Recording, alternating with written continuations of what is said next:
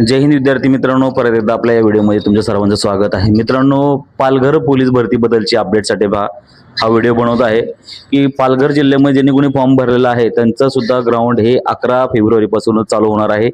आणि त्याचं ग्राउंड आहे पोलीस मुख्यालय मैदान कोळगाव या ठिकाणी त्याचं जे ग्राउंड होणार आहे. परिपत्रक तुमच्या समोर आहे मित्रांनो.